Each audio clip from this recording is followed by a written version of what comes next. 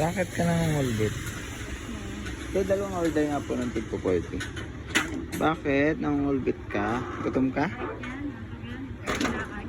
Nangungulbit siya. Ay, gutom ka na? Saglit lang. Saglit lang. Gutom ka na ikaw? Ang kulit. Ang kulit ng aso. Gutom ka na? Wait lang. Nangungulbit ka. Agad, bibili tayo. Wait lang. Ate, may tinapay ka? Ha? May partner? Yung pahinga akong isang tinapay, tapos ilagay mo na lang, double patty na lang yung isa. Okay. Nangungulbit na siya eh, oh. Gutom na siya. Wait lang. Nangungulbit ka, wait lang, bibili tayong tinapay. Yan na, tinapay. Let's go. Oh, tinapay mo. Ah. Apa. Wait lang. Paglit lang, nangungulbit ka na naman. Dali, go. Paglit lang. Ah, kainin mo na yan. Gutom na siya, nangungulbit. Kulit, ah.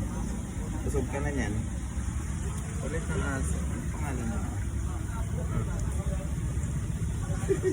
Nagutom siya, nangungulbit. Sa Angels ka. Wala lang patis.